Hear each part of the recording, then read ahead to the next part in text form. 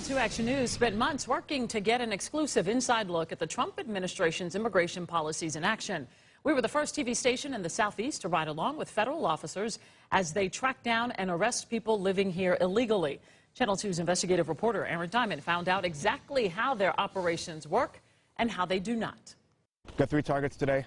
2 here in Flowery Branch and 1 up in Gainesville. We're alongside local immigrations and customs enforcement officers. A pre-dawn briefing on the morning's targets for this ICE fugitive operations team. Subject's Hispanic male. He's got multiple convictions for family violence, battery, cruelty to children, sexual battery.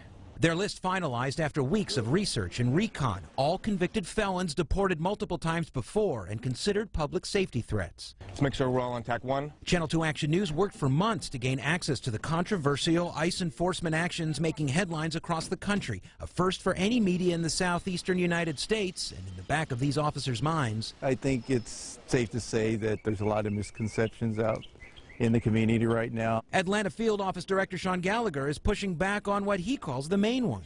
Some of the narrative is that ICE officers indiscriminately target foreign nationals, and that's just not true.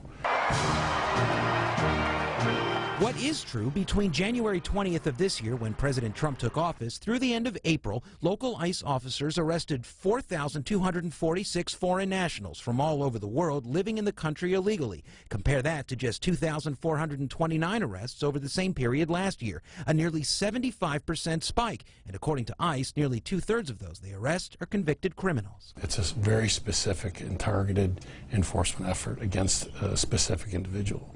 When we take those public safety threats off the street, it gives me some comfort. Despite all the intel going into this operation, officers' efforts to locate the first 2 targets this day were a bust. But a quick thumbs up on target number 3, picked up in a work van parked in a driveway of a Hull County home, then put in the back of a squad. Well, you know who we are. We're Immigration Customs Enforcement. The man, a Mexican national convicted of felony heroin trafficking in 2011, got deported in 2013, but came back. He now faces deportation again. That's where our enforcement activities have not changed much. We did see one big thing that has changed since Trump signed an executive order rolling back certain late Obama-era immigration enforcement policies. After officers arrested their target, they then questioned and ultimately arrested the 2 illegally present Mexican nationals they found with them.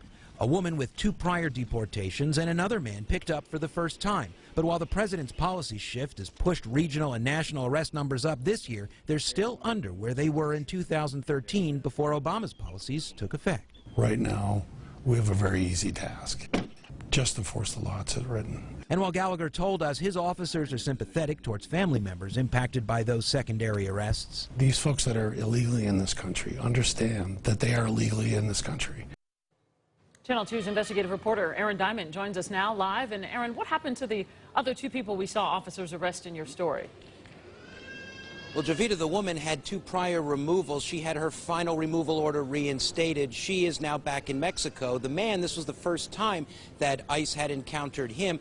Removal proceedings have started against him, but he's out on bond as that makes its way through the courts. And I will tell you that, you saw that whole operation go down without a whole lot of drama, no violence there. I asked ICE leaders if that's pretty typical as how these things go down, and they told me that it was. They very rarely get a whole lot of pushback. What they said was that they credit that to the reconnaissance and a lot of the pre-planning they do, Jovita.